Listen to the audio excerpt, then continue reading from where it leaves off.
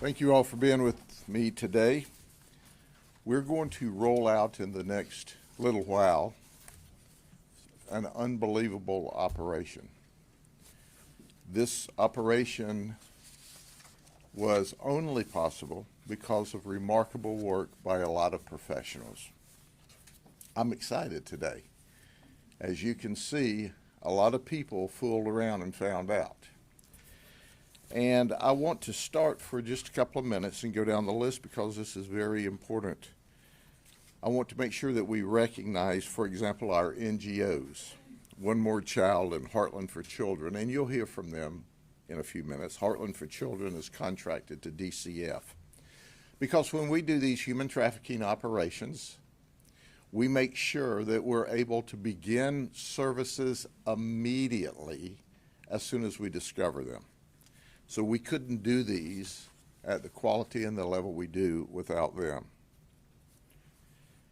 There's been a change of administration, I don't know if you noticed, in the White House, and now we are allowed to have ICE with us.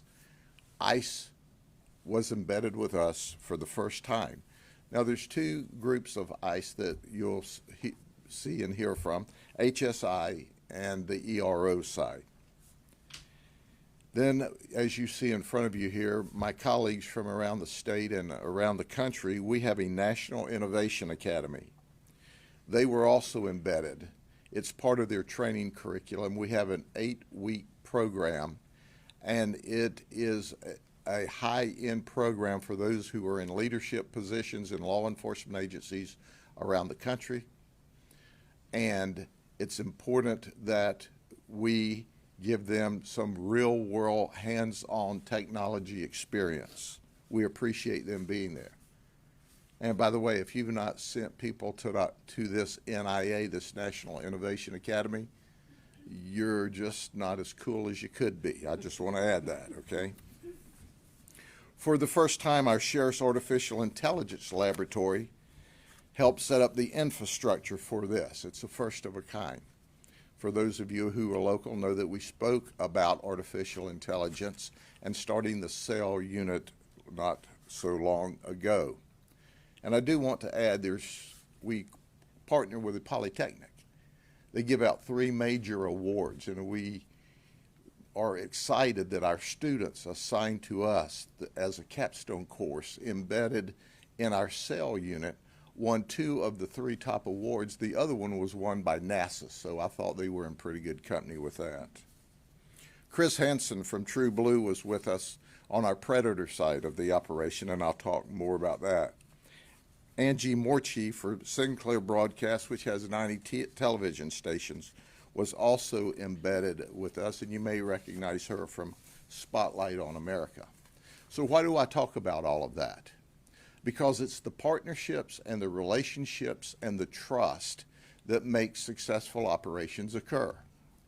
That is foreign to some law enforcement agencies in some parts of the nation, but it's not foreign to us here. It's how we've done business for a very long time. I'm going to go through real quick. You've already heard from One More Child. There's going to be 2 speakers, Jody Demangi and Stacy Ham will speak with us. The Hardy County Sheriff's Office is here with Vint Crawford. Osceola participated with Sheriff Lopez. ICE, David Gritty, who is the Assistant Field Office Director, is going to speak. DCF is here with Amanda Wilson. The Attorney General's Office is here, and Rita Peters is going to speak. She, by the way, I like to brag on Miss Peters. That's her professional name. We call her Rico Rita around here. If you're involved in an organized criminal enterprise and she hasn't prosecuted you yet, she will. Just wait. Homeland Security, Tom Fowler, Haines City PD, Zephyr Hills PD, Chief Derek Brewer. Haines City PD was Chief Hopwood. Lake Alfred PD, Chief Bodenheimer. Lake County Sheriff's Office, Captain Ron Patton. Lake Wells PD, Captain Stephanie Cook. Bartow PD, Captain Bill Stevens. Davenport PD, Captain Don King. Auburndale PD, Lieutenant Skinner. Now the other agencies that aren't here that also participated, the U.S. Army CID, Pasco Sheriff's Office, Hillsborough Sheriff's Office, Claremont Police Department, Marion Sheriff's Office, Winter Haven Police Department, Tampa Police Department, Pinellas Police Department, and obviously our state attorney's office, Brian Haas, who is the absolute very best. Now, I'm going to go off script here for just a second, because whenever we do these operations, there's a mastermind behind it that you never see. Well, our mastermind's about to retire. Bobby, come stand up here for a minute. Lieutenant Bobby Kirkpatrick is simply the very best. So when you see this operation today, I want you to know that the silent genius behind all this is this man right here. He's been with us an entire career, and retirement time's come. We're not going to let him stay retired long. We're going to bring him back doing something somewhere. But I want you to see all of this magic and know that it doesn't just happen. He coordinated it all, from those that made the undercover operations to all of the infrastructure, except for the posters and stuff. And the magic of this room today, obviously, is Director Scott Wilder. Bobby, thank you for your crew. Thank you, Sheriff. I'm very humble. You're the best, okay? Thank you, sir. All right.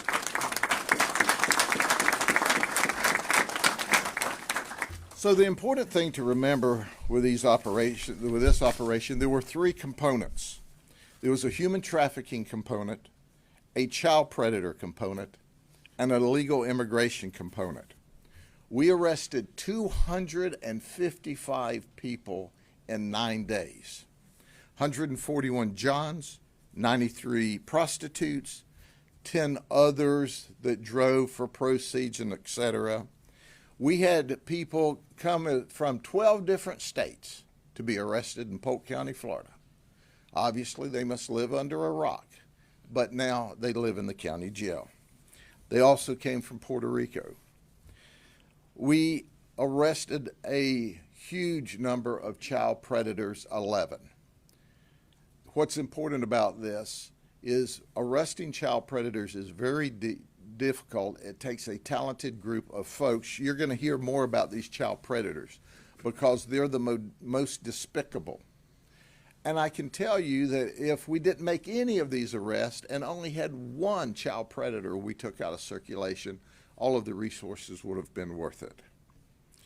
Illegal immigration, as you know, is on everyone's mind, and you can watch the evening news depending on what you watch, what you want to hear. But I can tell you that about 15% of all of our arrests in the human trafficking operation and our predator operation, about 15% were here illegally in this country. You'll hear more in a minute. They came from Venezuela, Cuba, Honduras, Mexico, Haiti, Colombia, Guatemala. 22 of these folks were receiving government assistance. That's right. We work, we all work, we pay taxes, and then that tax money was given to these folks to use to come commit crime. I want you to think about that the next time you look at your pay stub and see your money going out to the federal government. Know that the federal government is giving money to these folks so that they don't have to work and can come here and violate the law. The youngest we arrested was 17, the oldest was 70. Our folks stand in the gap between good and evil. They took 8 firearms during this operation from 8 different suspects. 25 people were charged with narcotics. We filed 386 new charges, 102 felonies, 284 misdemeanors. Now there's always some that say, oh, it's low level, you know, it's consenting partners and yaddy, yaddy, yaddy, yaddy. And once you get over that, understand these folks had as many as 919 previous criminal charges. One guy we'll discuss had 2 murder charges. And by the way, he spent a long time in prison, but he got out just in time to fool around and find out. You'll see occupations from military, 1 active Navy, 13 veterans, a medical doctor, a retired NFL player, engineers, insurance brokers and agents, regional vice president of a timeshare, Walmart store manager, party planner, IT database, IT software engineer, an IT guy that works in a technology area at an international airport. Now, that gives me comfort. IT database guy for the federal government. Crane operators, business owners, and in the medical field, RN, CNA, medical techs. We had a lot of different people from a lot of walks of life here. But you can see how remarkable this operation is. And I am going to go over in just a few minutes some of the things that you just can't believe. Now I'm going to start with the predators. They're the ones that obviously worry me the absolute most. I'm going to go through these quickly because we have several of them. This is Arthur Denard. He's a registered sex offender already out of Tampa. And he's registered because he had sex with a minor in 2007. He's been to prison on 2 different occasions, and he's out. We've said it over and over. If a sex predator is out, he's dangerous. And he came here thinking he was going to have sex with a 15-year-old child. In fact, he didn't actually travel. He just talked online, and Tampa police, one of our colleagues in this operation, picked him up. And he told this 15-year-old child, I want to put a baby in you. Well, we put a gel in him, so there you go. Then there's Eric Corliss. Eric Corliss is a regional executive for Red Cross Disaster Relief. Think about this. Red Cross does marvelous, beautiful work, and we're so proud of them. But this guy has embarrassed himself and embarrassed his family and embarrassed the Red Cross. He's a big boss. He's an Army veteran. He's married. He was, are you ready for this? Get a grip. He was married to a law enforcement officer, a supervisor in Hillsborough County. That's right. He left his phone at home so his wife, I'm sure a trained detective, wouldn't know where he was. When she heard about it, she's absolutely mortified, and she packed up and left, and she said, sayonara, I'm taking the kids and leaving. This didn't appear to be the first time. He was experienced at what he did. And he also went to great lengths to try to hide his identity when he was online. But think about this. A professional man with the Red Cross married to a professional lady, and he took advantage of her, embarrassed her and the children, and he went to jail. Then there's Vern Cunningham. He's 26. He's an illegal alien. Our ICE partners put a hold on him. He came for sex with a 15-year-old female. He brought cookies. Wasn't that nice? You know, I mean, after all, she's a child. She may want a cookie. You know, where's the milk? You know what I'm saying? But he wanted to bargain. I'll pay half up front and half after it's over. And when we arrested him, we asked this guy, well, why did you do this? He said, well, curiosity killed the cat. Well, you're going to have the cat people on you now. So Gregory Cooper's from Wesley Chapel. He's married for 31 years. He's got 2 adult daughters. He was in the Air Force for 20 years. He had a top secret clearance. That's interesting. He came thinking he was going to have sex with a 14-year-old male. And since it's a kid, he goes, what might he like? I'll take him an orange soda and some fruit gummies. Was that before or after? You know, I'm just saying. He's a regional manager for Enzer Roller in Lakeland, at least he was. He was very nasty and very graphic with what he said and did. They're in prison. County jail, actually, now. Prison's where we're going to do our best to send them. Nicholas Capart's 46 from Riverview. He's married. He's got 2 children. He spent 10 years in the Marines, and he wanted sex with a 14-year-old girl. And he said, hey, if this goes well, I'll permanently make you my girlfriend. His chat was remarkably nasty as well. Then there's Domingo Francisco Miguel, he's married with 3 children.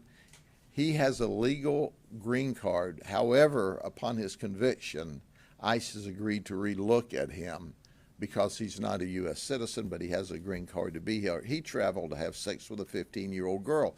He told his boss, now he lied to his boss too, by the way, I just thought I'd share that with you, that he needed to go get some medicine.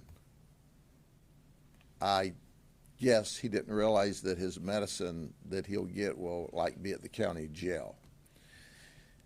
But he was a jolly old soul. He said, when I get out of this, I'd like to be a detective. I really would. He said, I like your work. I don't know if he's trying to, grease us up or if he's just a nut job. Doesn't make any difference. He's going to the county jail. Aston Mack, he's 35 from Deltona. He wanted sex with a 15-year-old girl. He ran from us. Can you believe that? That wasn't nice, but he did.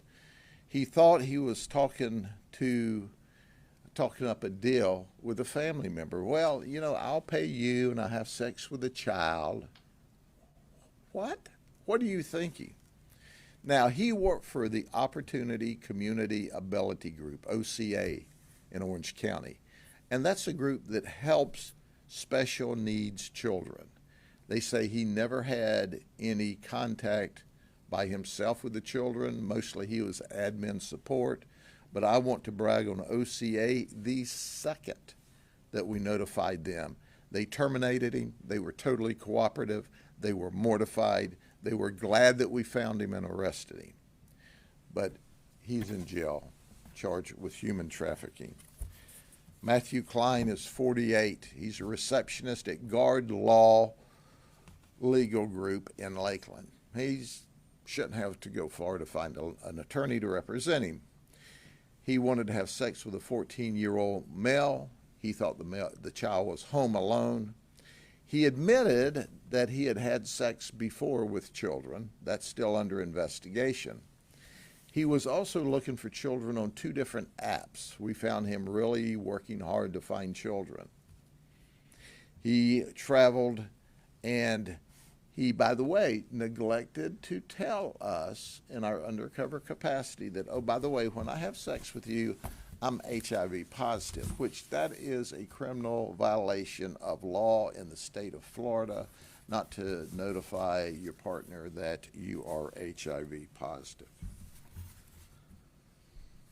But there are several things before I go on to the others that I think you should know, because these people are unbelievable.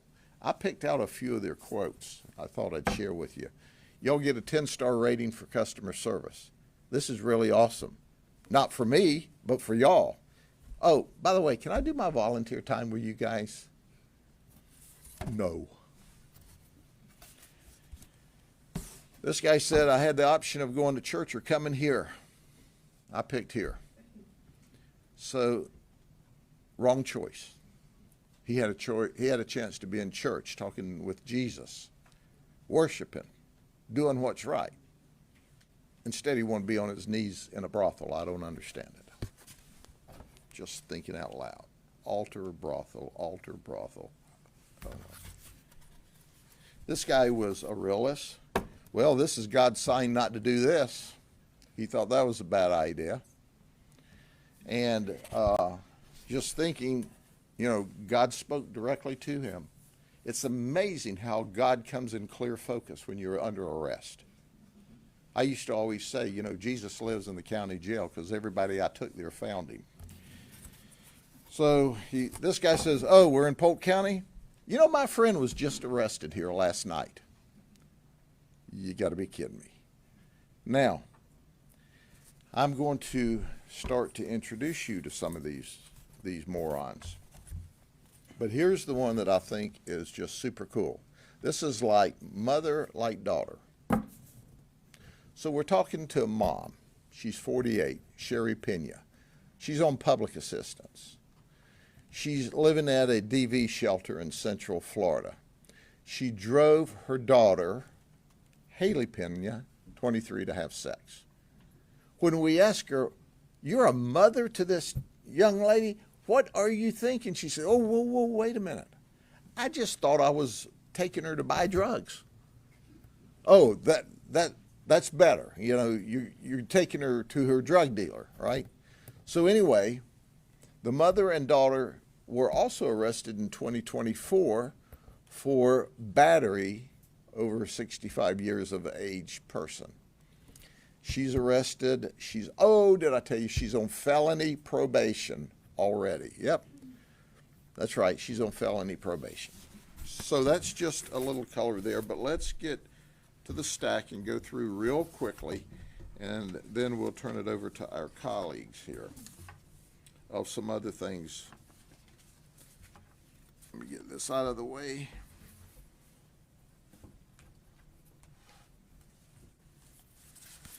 All right, I'm going to go through these. How about Jason Bathis from 43 from Davenport? This is our human trafficking and prostitution folks. He's charged with offering to commit. This Jason Bathis, okay? When he walks in, you think, well, I have set up a deal with an ugly woman. And I think you would all agree that this guy's an ugly woman, right? This is what you really get when the makeup comes off. This is Jason Bathis. Now I want you to think about this a minute, okay? You decide that you're going to hook up with a woman. She comes in and she's already uglier than a mud fence, right? And then as you start to engage, you find out, hey, this dudette is a dude, and look what he really looks like. Yeah, he looks like he should have been in a Scarface movie someplace. I don't know. This is what's happening. People think they're getting this, and many times they're getting a really bad guy. So this is the before and after, you know. When you find them in the bar at night, you know, you try to drink them pretty, and you wake up the next morning and you see this. Yeah, that's what we call Rolex ugly. Rolex ugly is you wake up the next morning and they're laying on your arm and your Rolex is there and you just chew your arm off and leave the Rolex. You just got to get out of there. You don't care about the Rolex. But that's the kind of people we're going to talk about today. Then there's a Darius Taylor. He's 34. He played at Lake Gibson High School football. Went on to have an outstanding career in the NFL. He played for the Carolina Panthers, the Tampa Bay Buccaneers, the Cleveland Browns, and he was a linebacker. But listen, the dude made a lot of mistakes. He not only brought his 6-year-old child to the operation, but he left his 6-year-old child in the car when he went to do the operation.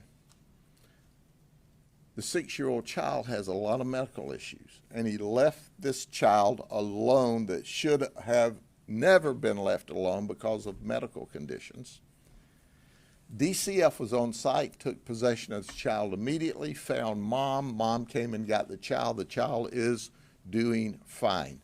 This guy here, you know, obviously he must have hit one too many people as a linebacker because his brain cells are scrambled. He shouldn't have shown up in the first place, but to leave that child, my goodness. So he picked up a child neglect charge along with everything else. Then there's David Michael. He's 35. He's a medical doctor for Orlando Health. He showed up. He's got dual citizenship. He's also from the country of Egypt.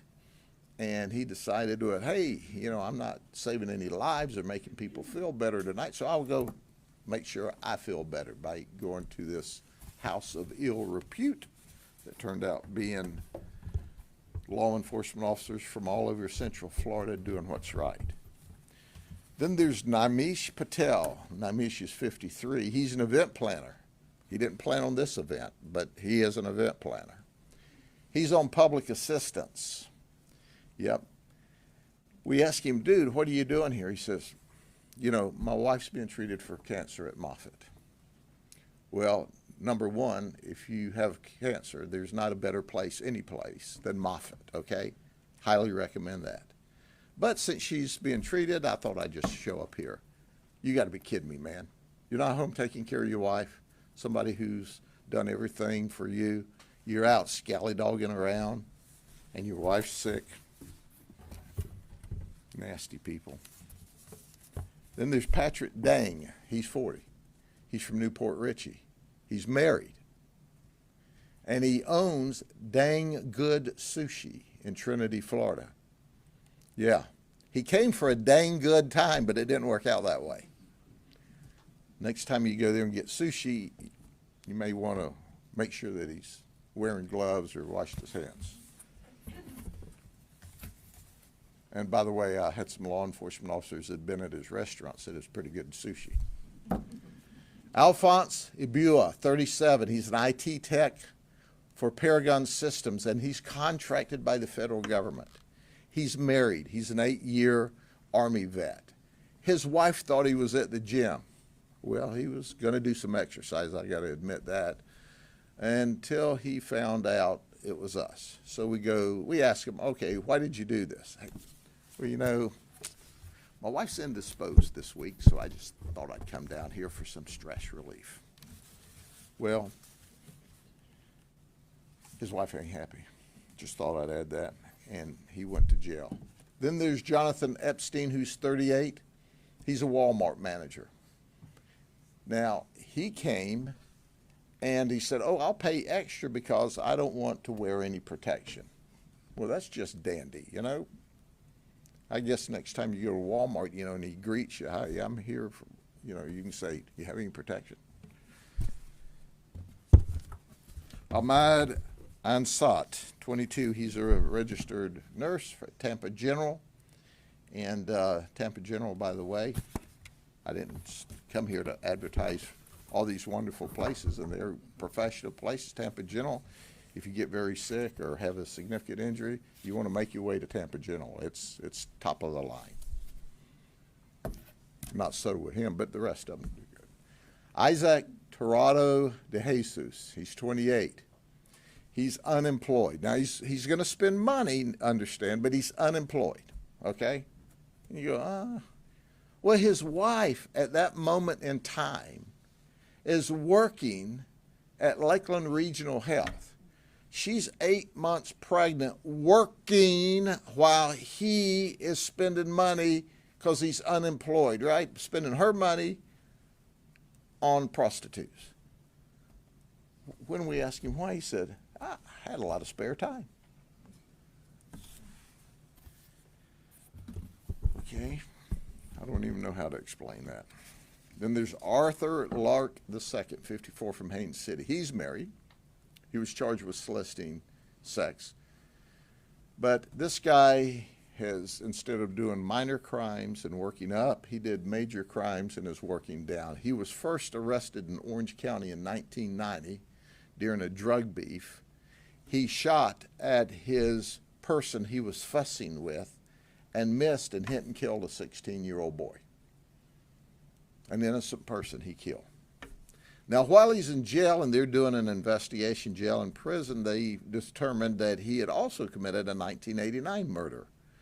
And in that one, he and some friends were trying to steal a vehicle.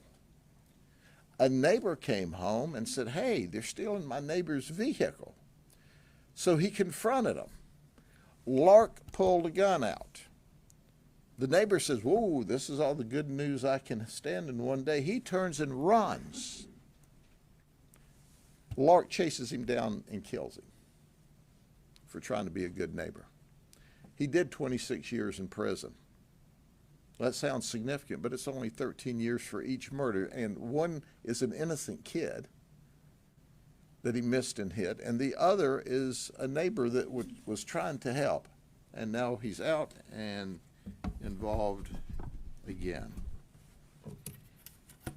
And then there's Robert Burnett. He's 30. He's works in IT for the St. Pete Clearwater International Airport. He's married as well.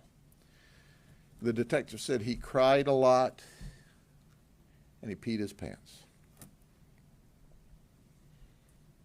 I understand that. I'm married to an Auburndale girl. I would think this is the end of my life because if I go home, she's just going to kill me. I don't think that happened to him. At least there's no death reports yet. But he did go to jail.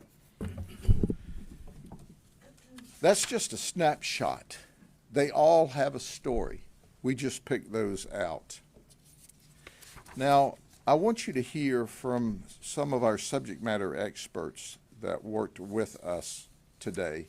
We'll start with Jody and Stacy from One More Child. Jody? Thank you, Sheriff. Good morning. My name is Jody Domingue. I am the Acting Chief Operating Officer at One More Child. One More Child has been providing services to vulnerable children and struggling families for over 120 years. This includes advocacy and direct care service to survivors of human trafficking throughout Florida, North Carolina, Tennessee, Ohio, and several countries around the world. The Polk County Sheriff's Office still remains one of our closest partnerships, and I would like to congratulate them on another successful operation.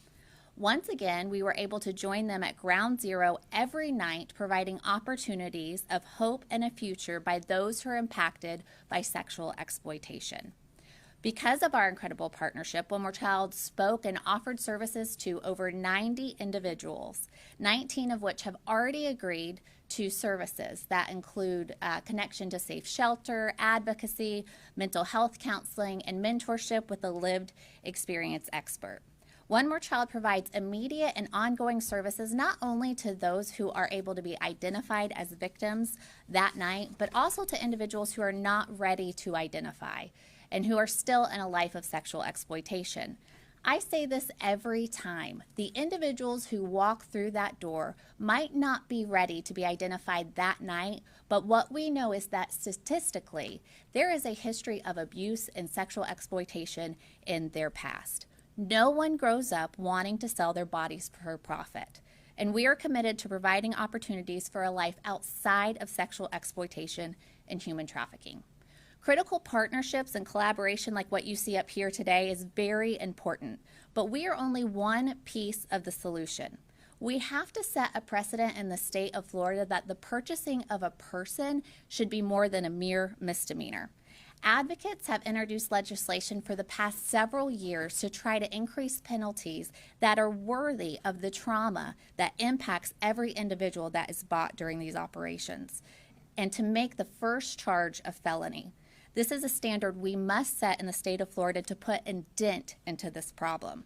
Legislators, we need your help next year getting this over the finish line. Now, the true heroes in this collaboration are our survivor leaders and our lived experience experts. They bravely utilize their history of pain and trauma as a bridge of connection for those who are recovered in all of these operations. They use their life experience to inform every aspect of our work, and they are the only real experts in this field. One More Child ensures that a lived experience expert is on the ground every night of these operations. And I would like to introduce you to one of our most incredible survivor leaders, and she's lent her expertise for many years to these operations, Miss Stacy Ham.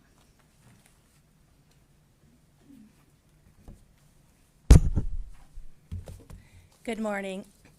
I want to first start by thanking Sheriff Grady Judd, the Polk County Sheriff's Office, all the other law enforcement that assisted with us, and to the NGOs that we continuously collaborate and partner with. Your dedication is what really makes a true difference here today. I stand here before you not only as a survivor of human trafficking, but as someone who once believed that's all my life would ever be. My story began before I even had a voice. I come from 3 generational cycles of familial sex trafficking. By the time I was just 2 years old, my father sold me to the first time to one of his friends in the neighborhood.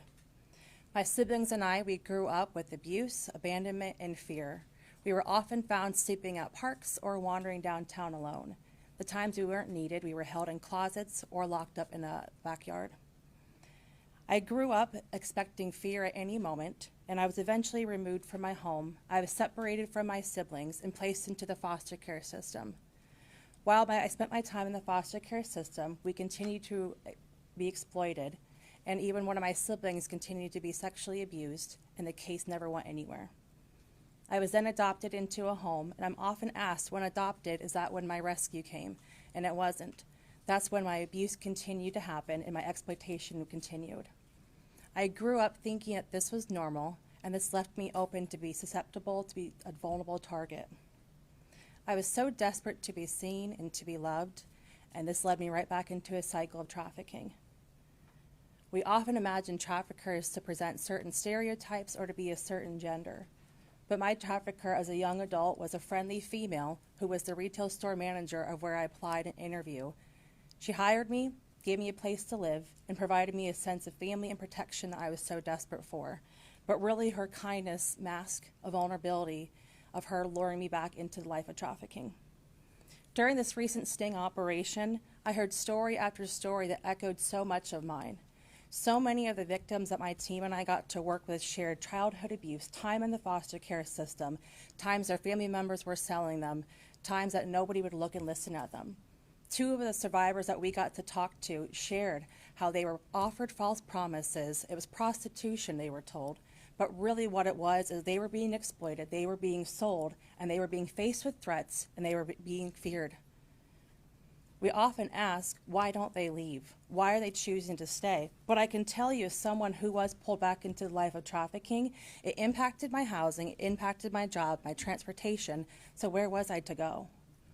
It took several people coming into my life, trying to make a difference and trying to show me that there was positives, there was an outcome, and there was a way out of this.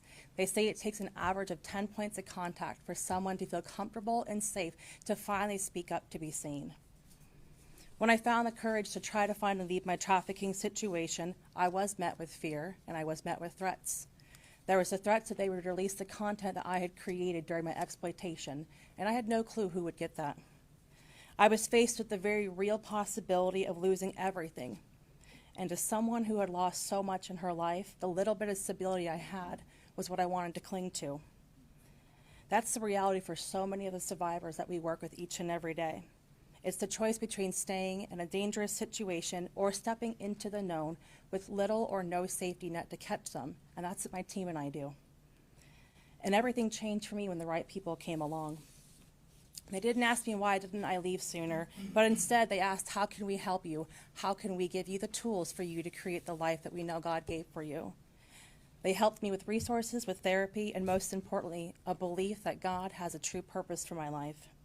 The operation we're discussing today, it's more than just a news headline. It represents lives being saved, generational cycles being broken, hope being rekindled and restored to survivors.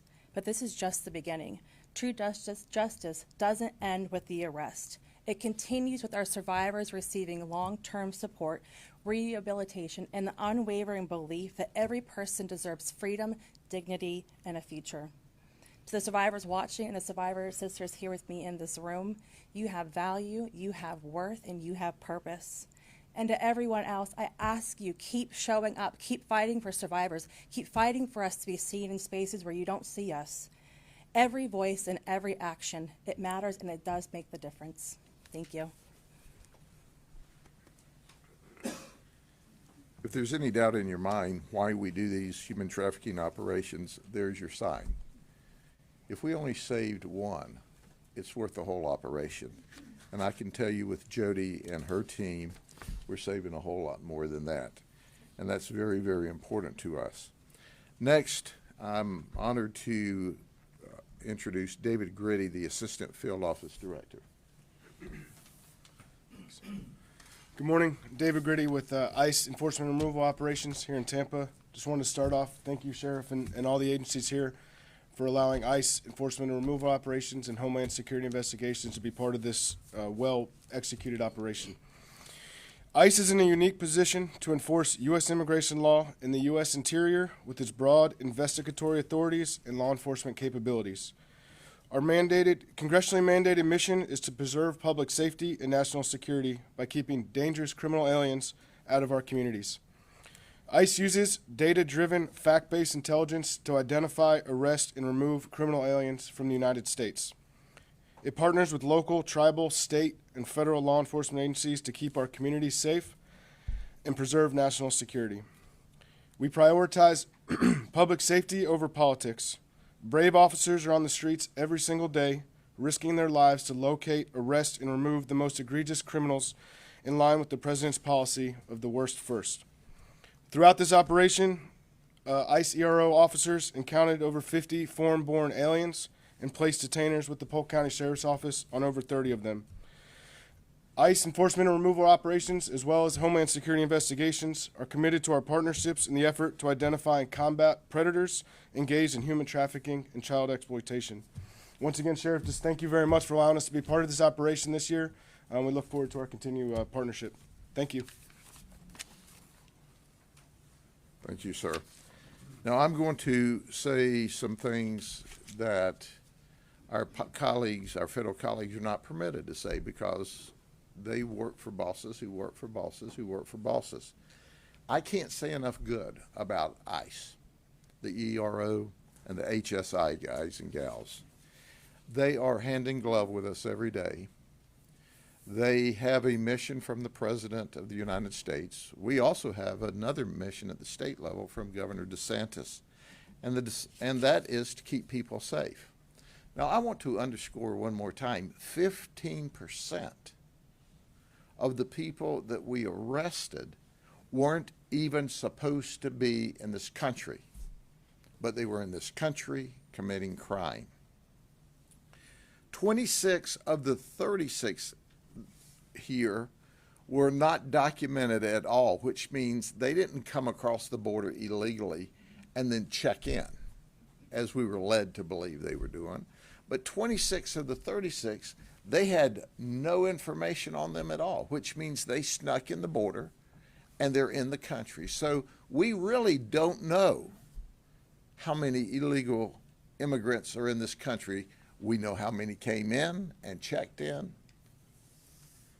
Several of the comments that these illegal immigrants made is, yes, they're feeling the pressure, but they're not going anyplace. We asked them, hey, will you take the $1,000 and go home? And they go, of course not. No, we're not doing that. We're staying here. They're going to stay here until we make them leave. We heard stories of why they were crossing, as they were making their way to the border, that people dying at various crossings in Mexico and Central America. One told us that he made a $20,000 payment to a coyote to get him into the United States, and he walked for 5 days through the desert. Another said he paid $10,000. Now, he's been deported 3 times and he keeps coming back. Another paid $7,000 to come across. When we ask one, why do you keep coming back? He said, oh, I always keep coming back. I'm in construction. I can make $60,000 a year here under the table. And I can make, $6,000 in Mexico, $10,000 in Mexico. I'm always coming back. Even when y'all send me away, you're going to have to stop me again. Ladies and gentlemen, another reported that he came here illegally from Cuba and saw 2 people drown along the way. They shouldn't be here. They're committing crime. They're taking up resources of United States taxpayers. They're not coming here the right way. We open our arms to those immigrants that come here legally and appropriately. But the ones that come here and commit crime, that is 100% totally not acceptable. Now, I would ask if Ms. Peters, Rita Peters, from the statewide Office of the Attorney General would come. James Uthmeyer, our Attorney General, is always eager to send people and to help us with these operations. And Ms. Peters, as I said earlier, is just simply the best of the best when it comes to prosecutors. Thank you, Sheriff. I am very honored to be able to have a nickname from one of Florida's favorite sheriffs. So I'm going to boast in that a little bit and live in that glory. Thank you, Sheriff. Thank you to all of the heroes that were part of this operation. I have the honor, along with my co-worker, Paige Tucker, to be here on behalf of Florida's Attorney General, James Uthmeyer. You hear a lot that Florida's a law and order state, and never is that more apparent than in this operation, and all of the agencies that worked tirelessly, hand in hand, to ensure that Florida is made safe. Agencies from our sheriff's offices around Central Florida, our police departments around South Florida, our organizations that offer victim services, the Department of Children and Families, and the prosecution partners, not just statewide prosecution, but also Brian Haas, our local state attorney.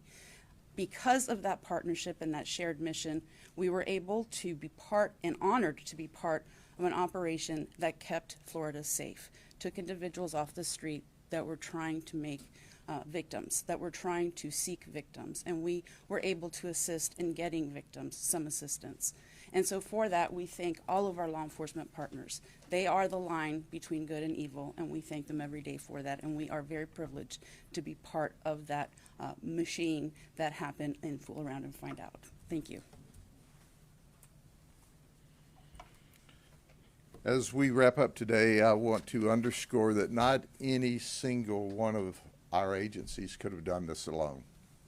It's the partnership and the teamwork. And we all serve the same people across the county, across the state, and across the nation. The people of the nation trust us to keep them safe, and that's what we do here in Polk County and in Central Florida and in the state of Florida. But good things don't just happen. Good people have to make good things happen. And these are good people representing their agencies. So I'm eternally grateful for the partnership and the teamwork that they have provided once again in a major operation. And I want to underscore and end with this, because these broadcasts will go nationwide. If your community is not partnering with and creating these operations across the United States, why not? You need to be asking your chiefs and your sheriffs and your state police, your prosecutors, your mayors, your city and county commissioners, why aren't we doing that here? And when you hear the statement, well, we don't have that problem here, know that that's not the truth. There's nothing unique about the people in Florida other than we seek them out. They hide under rocks and in bushes. This is a stealthful undercover operation. Every community in this nation has this issue. Now, very few of these people, I think like 21 or 22, came out of our county, out of the 255. But they came from all around the Florida area and the other states. So lean in to your leaders in your communities if you don't have these operations, and understand when a police chief says, I can't do that. Well, none of us can do it either alone. But when you create that partnership and friendship and you go after the bad guys, you save these victims of human trafficking, you find these illegal aliens that are here committing crimes, and you deal with ICE. I can't say enough good work about ICE. They are really, really, really going above and beyond to help us all. So thank you. God bless you. It's good that you came with us to be with us today. We'll see you. And a word to the wise. There'll be another one. Fool around and find out. See you later.